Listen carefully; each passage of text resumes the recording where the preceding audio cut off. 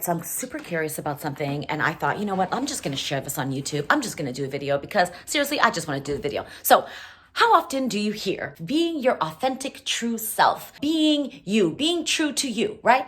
What does that even mean? And what does that look like? And how do you do it? Well, in this video, I'm going to share some steps, maybe 3, 4, maybe 5, on how to live an authentic life, how to be true to you, be your authentic self. Stay tuned.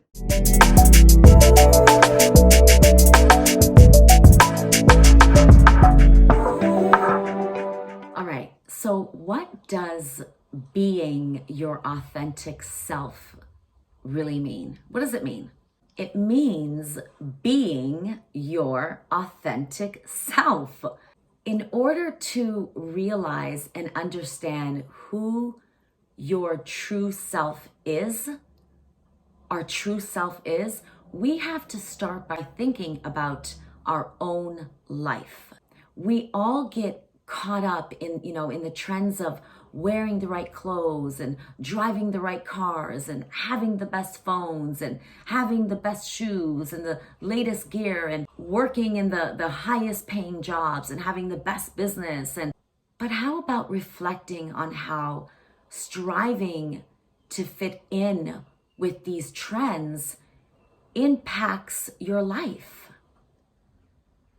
Ask yourself if striving for and living inside these trends make you happy or happier. Are those things true to you? Is it your true self to have these things? Is that truly who you desire to be? I mean, let's face it. Inner reflection can be super intimidating, but it helps you to discover your authentic self. Don Miguel Ruiz, he writes in his book, The 4 Agreements, our biggest fear is taking the risk to be alive and express who we really are. And he is absolutely correct. If you want to be completely alive and be your authentic self, you must be willing to do the homework. It took me more than 30 years, 35 years to get this. It wasn't until after my brain surgery that I became just tired of the acting and the show that I was pretty much putting on, who I thought I had to be in order to be accepted, to be loved, to be admired. This literally followed me from my childhood through the abuse, the abandonment, the rejection. I was tired of pretending to be something or someone that I wasn't. You don't even realize that you're not being the real you until you start to pay attention. I've always felt like I was, somewhat keeping it real with people. I always had this, I'm real and I'm upfront and I say what's on my mind. And that's all great. But I'm not talking about that kind of realness. It's so much deeper than that. The way and how it affected me was not knowing what my purpose was because I was so busy trying to be something the world wanted me to be or who I thought I was supposed to be. So I had no idea what my calling was, what my gifts were, my skills, my talents, like what am I supposed to be doing on this earth? And it took a long time. And look, and really there is no such thing as a long time. I've met women in their 60s and 70s who go back to school to do something they wanted to do as a child or something that just popped up. But it affected me for a long time. I got tired.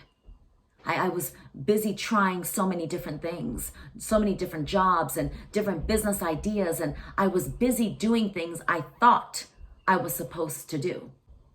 I had no idea who I was. I had no idea what I was supposed to be doing. or what my purpose was. When you're not being your authentic self in life, in your relationships, in your workplace, your with your children, your spouse, your community, with yourself, you're not genuinely happy and fulfilled. Period. Awakening to your authentic self invites you to reconnect with the deepest part of your being. The part that knows who you are and how you should be living. If you want to be completely alive, if you want to be your authentic self, you want to take off those masks. You're tired. I'm done. I just want to be me. I want to rediscover me. I have no idea who I am. And if that's what you want, then you got to ask yourself these 5 questions. These are literally the 5 questions that have inspired and helped me to take off the masks and to be my authentic self. So number 1, when you were little, what did you want to be when you grew up? Don't start digging and it's there. You already know what that is. There was something you wanted to do. There was something you wanted to be. What was it? Right? As a little girl, I used to spend days and hours teaching and counseling and speaking to my dolls, the very few hand-me-down dolls that my sister and I had. And I would even use things like objects, like shoes and boxes, and I would line them up and I'd pretend they were like little people, right? And I'd line them up on the floor, kind of like what they do in, SK in grade 1, where they sit around the teacher while the teacher reads or teaches a lesson. And I would teach the dolls and the shoes and the objects, whatever they were, I would teach them something, whatever it was in that given moment. Whether I was reading them a book or I was lecturing or being my little bossy self, right? I loved being the teacher, the helper, right? It's what I loved. It lit me up. And I would do this by myself for hours. And I also loved helping my younger siblings do their homework. And my absolute favorite was speeches. I loved the speech competitions. Anything to do with English, anything to do with speaking and presenting. So, do you get where I'm going with this? It's no coincidence that my true authentic self today is speaking, empowering women, and coaching. Mentoring young people, just like I did with those little dolls. That is one of my absolute favorite things, right? Not just coaching and speaking to women, but young girls, youth. We all had a dream when we were little. But people get sidetracked from their dreams.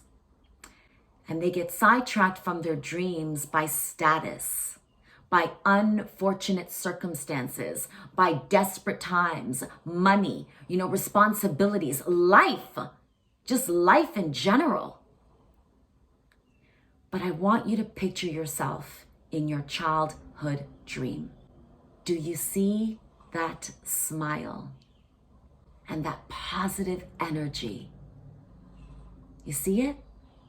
Yeah, that. That can happen right now. Right now. That can be your life. So what did you want to do when you were little? I'm going to say between the ages of 8 and 13. 8 and 13.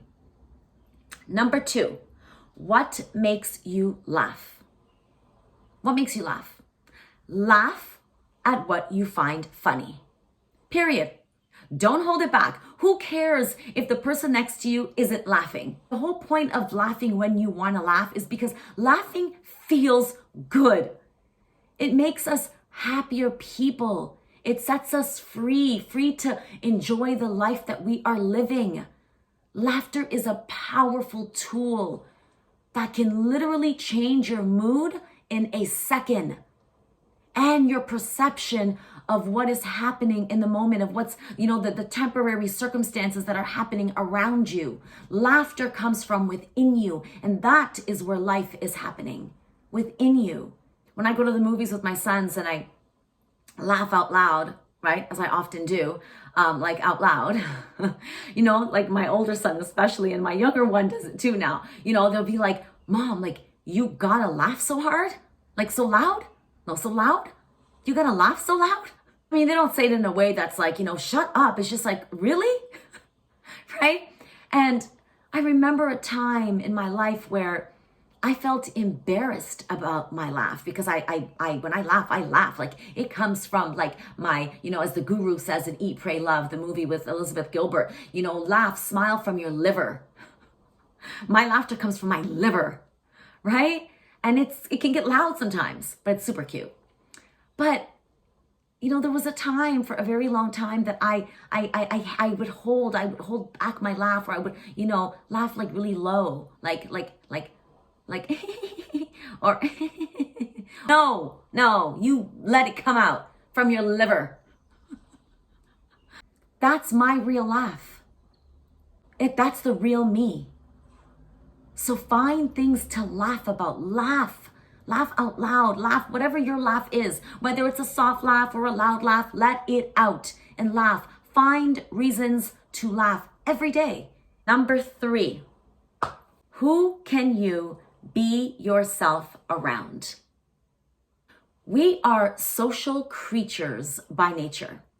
So it's super important to spend time with people who make us feel good, who make us feel really happy to be alive, and who accept us for who we are.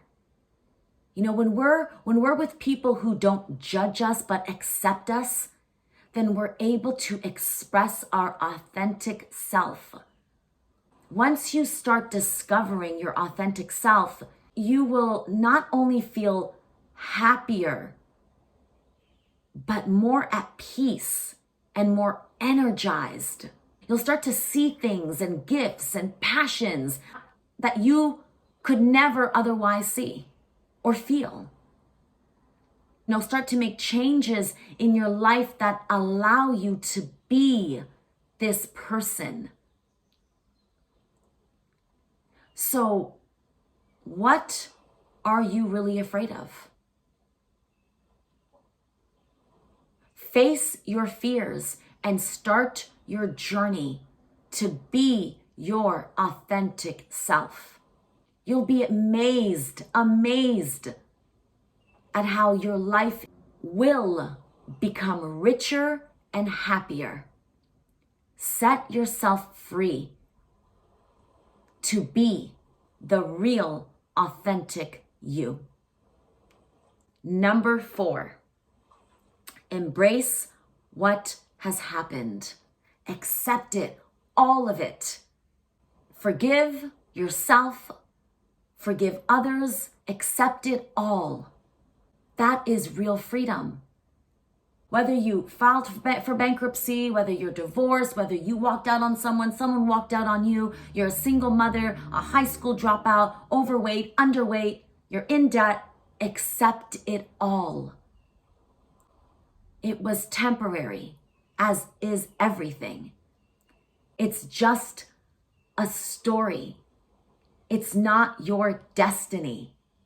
And once you accept it, all of it, you'll begin to find magic in the story.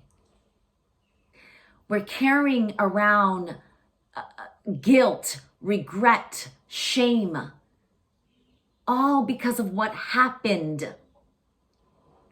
And if it's still happening, you can do something about it. There's always a solution. I used to be so embarrassed to tell people that I was a foster child. I remember this like clearly. When I was both living in foster care and even years after foster care. And then many years later, I became a foster parent. would I have connected with my foster children the way I did if I wasn't a foster child? And I didn't know what it felt like to feel abandoned and betrayed and neglected by parents and foster parents. I was embarrassed to talk about, the sexual abuse and how I ended up in foster care. And here I am mentoring girls and women who've been abused, whether it was mentally, physically, sexually, emotionally, spiritually. So once you accept it, this is what happened. I'm not embarrassed of it. It is what happened to me, not what defines me. And once you start to think and feel this, you'll start to discover the real you outside of the stories. You're not what they said about you. You're not your mistakes. As a matter of fact, they weren't even mistakes. You are worthy of love and happiness right now, just 'cause. Right? There's no specific reason as to why you're worthy. There's no excuse or reasoning to that. You are. Period. No reason. You are. And when you let go of the false belief that you are lacking or inadequate, in that moment, you arouse your potential. Who you are today is a result of your beliefs. Who we are today is a result of our beliefs, our thoughts, our ideas of ourselves, the world, and everyone in it. And unless you challenge popular opinion, you will be pulled by the masses. We are literally conditioned to be like everyone else. We try to stand out by, decorating our external shell, dressing it up, the makeup, hoping to be noticed as different. Yet it's kind of crazy because we entertain the same thoughts and live the same lives as millions of other people while longing for a better way, longing to feel connected and accepted. Today, I openly talk about my past and my life and what happened. There's nothing I'm ashamed of. What I did or didn't do. It's exactly what God is using to elevate me. So there's no regrets. There's no shame for me. I'm an open book, literally.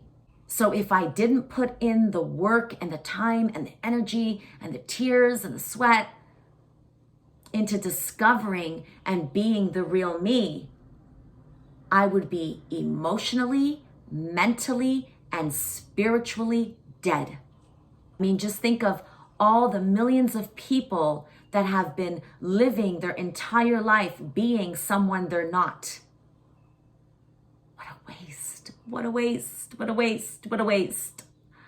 As they say, the average man physically lives to 75, but stopped living at 25. Food for thought. And so I'll end this with two quotes. The privilege of a lifetime is to become who you truly are. By C.G. Jung. And the second, of course, one of my favorites, authenticity is a collection of choices that we have to make every day. It's about the choice to show up and be real. The choice to be honest, the choice to let our true selves be seen. By Brené Brown.